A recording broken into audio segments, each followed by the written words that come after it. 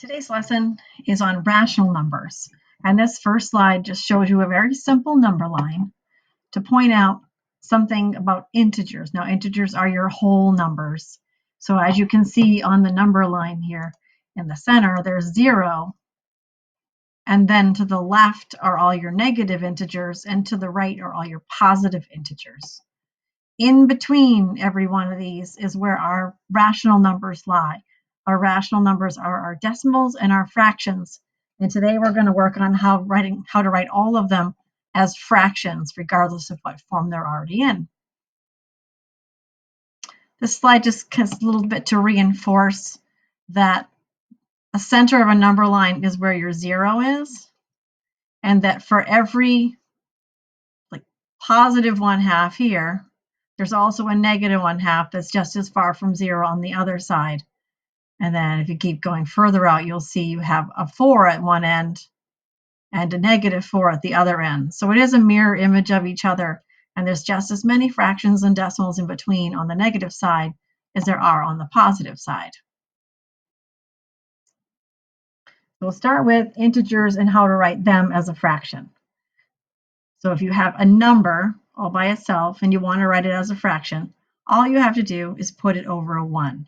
So quick examples here. A 4 written as a fraction would just be 4 over 1. A -3 as a fraction would just be -3 over 1. And something as big as 145 would just be simply 145 over 1. But what if we have to write a decimal as a fraction? It's a little more complicated, but if you can read the number, then you can probably write it as a fraction. So I have my first example of 0.46, or you would read it as 46 hundredths. So if you wrote it as 46 hundredths, you'd have yourself a fraction. And then we're going to try to simplify. So to remind you, if they're both even numbers like these, then they can both be divided by 2. So if we divide both the numerator and the denominator by the same number, then we're simplifying without changing the value of the fraction.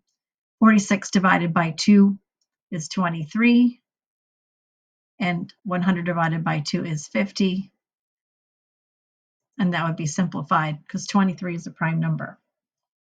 So if we look at my second example, we have 1 and 24 hundredths.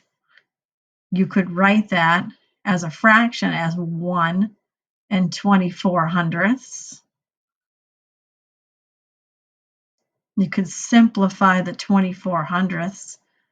They can both be divided by 2, and we would end up with 1 and 12 fiftieths. Or we can do that again, because those are both still even, and get 1 and 6 over 25. And then we're going to make that into a fraction, because right now it's a mixed number.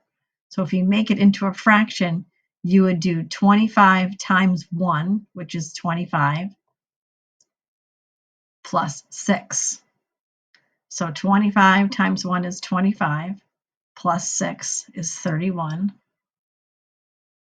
over 25. Hopefully you remember how to do that one. If we have an improper fraction, that we want to make them into actual fractions. So we'll do a little refresh on that. From the last slide, I just did that too, so that's kind of neat. So if we look at here, we have 1 and 1/8. So we would take, I'm going to kind of draw some arrows here for you. 8 times 1 plus 1. So 8 times 1 is 8, plus 1 is 9. So this becomes the fraction of 9/8.